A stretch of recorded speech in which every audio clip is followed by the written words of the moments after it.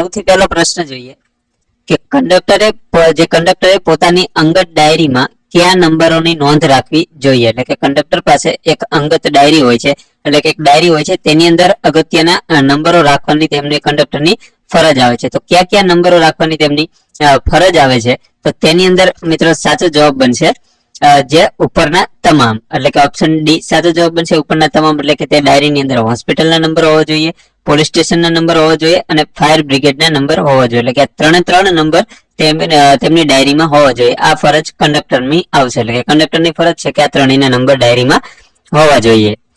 ત્યારબાદ પ્રશ્ન નંબર 2 જોઈએ કે કૃત્રિમ શ્વાસોશ્વાસ અંગેનું જે કયું વિધાન નીચેનામાંથી ખોટું છે. એટલે જે કૃત્રિમ જે શ્વાસોશ્વાસની ક્રિયા હોય છે તેની અંદર કયું વિધાન નીચેનામાંથી ખોટું છે તે જણાવવાનું છે. તો તેની અંદર ખોટું કયું છે, તો તેમાં જવાબ છે કે ઈજાગ્રસ્ત વ્યક્તિને નાક દ્વારા શ્વાસ આપવો. તો આ જે જોડકું છે, એટલે કે આ વિધાન જે છે તે ખોટું છે કે ઈજાગ્રસ્ત જે વ્યક્તિ હોય તેને નાક દ્વારા શ્વાસ આપવામાં ન આવે. તેથી આ ખોટું છે. બાકીના ત્રણેય સાચા છે. સાચા જોઈ લઈએ તો કે ઈજાગ્રસ્ત વ્યક્તિને મોં દ્વારા શ્વાસ આપવામાં આવે, એટલે કે મોં દ્વારા શ્વાસ આપવો. ત્યારબાદ દર્દીનું નાક બંધ કરીને મોં દ્વારા શ્વાસ આપવો. ત્યારબાદ કૃત્રિમ શ્વાસોશ્વાસની સારવાર આપતા પહેલા દર્દીને ચતો સુવડાવો. તો આ ચતો સુવડાવીને તેમને જે કૃત્રિમ શ્વાસોશ્વાસની સારવાર આપવામાં આવે. તે આ ત્રણ સાચા છે. જ્યારે બી જે છે ઈજાગ્રસ્ત વ્યક્તિને નાક દ્વારા શ્વાસ આપવો, આ વિધાન ખોટું છે. ત્યારબાદ પ્રશ્ન નંબર 3 જોઈએ કે કાર્ડિયાક મસાજ, જે આ મસાજનું નામ છે કાર્ડિયાક, તો આ કાર્ડિયાક જે મસાજ જે છે તે ક્યારે આપી શકાય, એટલે કે કાર્ડિયાક મસાજ ક્યારે આપવામાં આવે છે. તો કાર્ડિયાક મસાજ ક્યારે આપવામાં આવે, તો કે જો નાડીના ધબકારા ચાલુ હોય ત્યારે, જો નાડીના ધબકારા જો ચાલુ હોય તો જ આ કાર્ડિયાક મસાજ જે છે તે આપવામાં આવે છે. તો આ કાર્ડિયાક મસાજ પણ મિત્રો યાદ રાખજો ક્યારે આપવામાં આવે, તો કે નાડીના ધબકારા ચાલુ હોય ત્યારે. નાડીના ધબકારા બંધ હોય ત્યારે આ મસાજ આપવામાં આવતો નથી. તો આ ખાસ યાદ રાખજો, આમાં જવાબ બનશે ઓપ્શન સી. ત્યારબાદ પ્રશ્ન નંબર 4 જોઈએ કે કાર્ડિયાક મસાજ દ્વારા હૃદય ધબકતું રાખવા 1 મિનિટમાં દર્દીની છાતી પર હથેળી વડે કેટલા ઝાટકા આપવા જોઈએ. એટલે કે કાર્ડિયાક મસાજ શોને એસીને કહેવાય, તો કે કાર્ડિયાક મસાજ દ્વારા જે હૃદયને ધબકતું રાખવું હોય તો 1 મિનિટમાં દર્દીની છાતી જે હોય તેની છાતી પર હથેળી વડે કેટલા ઝાટકા આપવા જોઈએ. તો હથેળી વડે તેમને કેટલા ઝાટકા આપવા જોઈએ, તો કે 80 થી 100 વચ્ચે. તો કે 80 થી 100 વચ્ચે હથેળી વડે તેમના છાતી પર ઝાટકા આપવા જોઈએ. ત્યારબાદ પ્રશ્ન નંબર 5 જોઈએ કે મુસાફરી દરમિયાન મુસાફરને મધમાખી કરડે તો કંડક્ટરને શું કરવું જોઈએ. તો કે જો મુસાફરી દરમિયાન જો મુસાફરને મધમાખી કરડે તો નીચેનામાંથી તેમને શું કરવું જોઈએ, તો કે એક રસ લગાડવો જોઈએ. તો શેનો રસ લગાડવો જોઈએ, રસ લગાડવો જોઈએ નીચે 4 ઓપ્શનમાં છે. તો શેનો રસ લગાડવો જોઈએ, તો તેમાં સાચો જવાબ બનશે મિત્રો લીંબુનો રસ. તો જો મધમાખી કરડે મુસાફરને તો તેમને લીંબુનો રસ લગાડવો જોઈએ. આ કંડક્ટરની ફરજ આવશે. ત્યારબાદ પ્રશ્ન નંબર 6 કે રક્તસ્રાવ વખતે દર્દીને શું સૂંઘાડવું જોઈએ. તો રક્તસ્રાવ જો થતો હોય તો દર્દીને શું સૂંઘાડવું જોઈએ, તો તેની અંદર મિત્રો જવાબ આવશે 2 માંથી એકની, એટલે કે ડુંગળી અને ચામડાનું જોડું, આ બંનેમાંથી કોઈ જ વસ્તુ સૂંઘાડવી જોઈએ નહીં જો રક્તસ્રાવ થતો હોય તો આમાંથી શું સૂંઘાડવું જોઈએ, તો કે એક પણ નહીં. એટલે તેમાં સાચો જવાબ બનશે ઓપ્શન ડી, એટલે કે 2 માંથી એકય નહીં.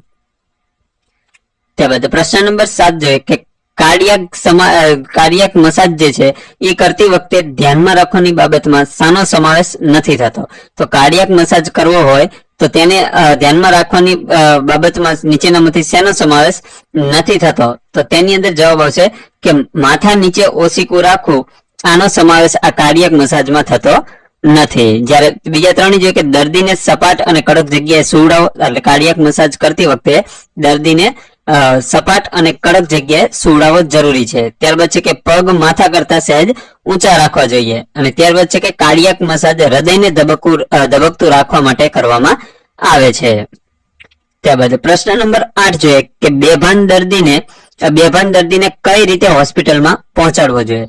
કે જો મુસાફરી દરમિયાન મુસાફર જો બેભાન થઈ જાય તો તેને હોસ્પિટલે પહોંચાડવો એ કંડક્ટરની ફરજ છે. તો તેમને કઈ રીતે પહોંચાડવો જોઈએ, તો કે ઊંચકીને, તેડીને, સુતેલી હાલતમાં કે ઉપરની કોઈ પણ રીતે, એટલે કે કોઈ પણ રીતે પહોંચાડવો જોઈએ. તો તેમાં સાચો જવાબ બનશે સુતેલી હાલતમાં. તો સુતેલી હાલતમાં દર્દીને હોસ્પિટલે પહોંચાડવો જોઈએ. ત્યારબાદ પ્રશ્ન નંબર 9 જોઈએ કે મોટર વાહન ધારો 1988, એટલે કે મોટર વ્હીકલ એક્ટ 1988 ની કઈ કલમમાં કંડક્ટરની વ્યાખ્યા આપેલી છે? તો કંડક્ટરની વ્યાખ્યા મોટર વાહન ધારો 1988 માં કઈ કલમમાં આપેલી છે? તો તેની અંદર જવાબ આવશે કલમ નંબર 2. તો કલમ નંબર 2 માં કંડક્ટરની વ્યાખ્યા આપેલી છે.